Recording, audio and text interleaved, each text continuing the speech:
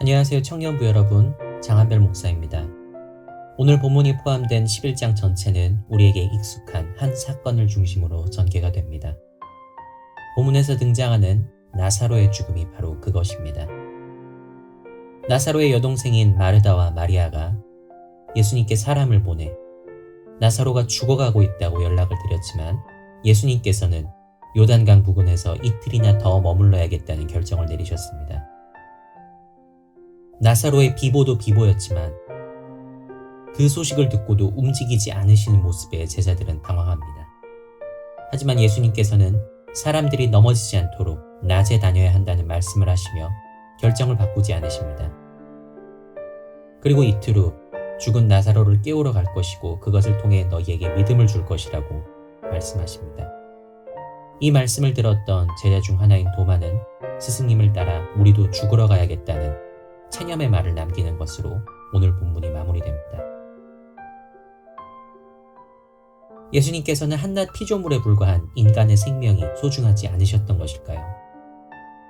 오늘 본문 3절에서 마르다와 마리아는 자신들의 오빠인 나사로를 가리켜 예수님이 사랑하시는 자라고 표현합니다. 이 말을 통해 나사로와 예수님이 단순히 스쳐 지나갔던 관계가 아니라 나사로 남매 모두가 예수님과 상당히 친분이 있는 관계라는 것을 생각해 볼 수 있습니다. 그리고 예수님께서도 이 남매를 각별히 여기셨다는 내용이 5절에서 다시 언급됩니다. 예수님께서 각별한 사람의 고통과 목숨을 가볍게 여기셨을 리가 없습니다. 그럼에도 예수님께서는 이틀이라는 시간을 더 머무르셨습니다. 심지어 머무르셨던 요단강 근처는 지난 본문에서 신성 모독과 관련된 폭탄 선언을 하셨던 예루살렘 어귀와 그렇게 많이 떨어진 곳이 아니었기 때문에 언제라도 사람들이 들이닥칠 수 있는 위험한 곳이었습니다. 각별한 사람의 위중함과 본인에게 언제 닥쳐올지 모르는 위협 속에서도 예수님께서는 그저 잠잠히 이틀이라는 시간을 보내셨습니다.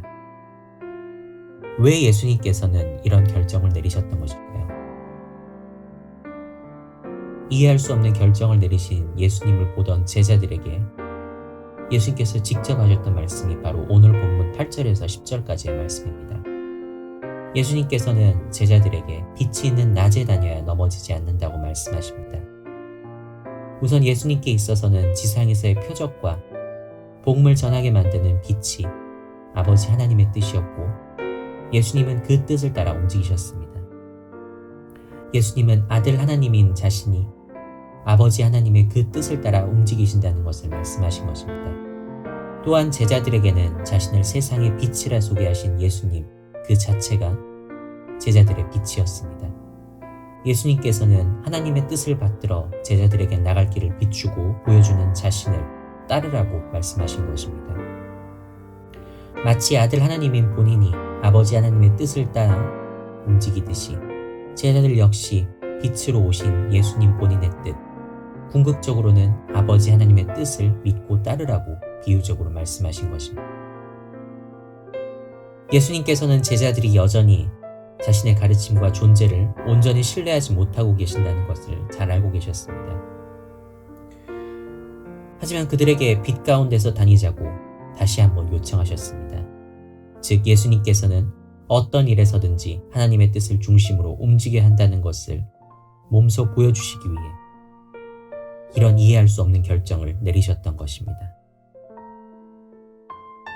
솔직히 말씀드리자면 우리 하나님께서 이 세상을 바라보며 어떤 세세한 뜻을 품고 계신지 우리는 완벽하게 이해할 수 없습니다.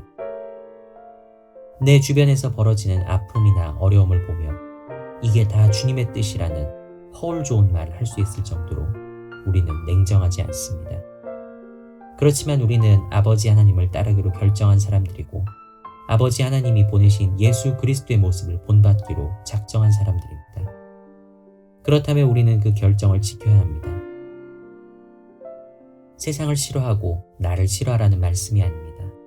하나님의 궁극적인 뜻이 무엇인지 생각하고 그 뜻을 신뢰해야 한다는 말씀입니다. 그리고 그 뜻은 하나님의 영원한 생명을 세상에 안겨주는 것이라고 예수님께서는 계속 말씀하셨습니다. 세상 사람들에게 이런 하나님의 뜻을 전하기 전에 하나님을 믿겠노라 결정한 우리가 먼저 예수님께서 말씀하신 하나님의 궁극적인 뜻을 믿고 신뢰해야 합니다. 내가 믿을 수 없는 내용, 내가 믿지 않으려 하는 내용을 다른 사람에게 전하는 것은 거짓말일 뿐입니다. 오늘 하루는 세상을 향한 아버지 하나님의 뜻이 무엇인지 다시 한번 기억하며 하나님의 뜻을 매사의 최우선 결정 기준으로 삼을 수 있는 내가 되게 해달라고 기도하는 그런 하루가 되기를 바랍니다. 그리고 내 생각과 의지만으로 안 된다면 그렇게 할 수 있는 마음을 달라고 아들 되신 예수님께 기도하는 우리가 되기를 바랍니다. 우리가 아들 예수님의 본을 따라 아버지 하나님의 뜻을 따르겠노라 결정하고 움직일 때 성령 하나님께서 우리가 쓰러져 넘어지지 않도록 우리를 붙들어 주십니다. 하나님의 뜻을 중심으로 살아가기 위해 끊임없이 여쭈며 나아갈 수 있는 우리가 되기를 사랑이 많으신 우리 주 예수 그리스도의 이름으로 축복하고 기도합니다. 아멘.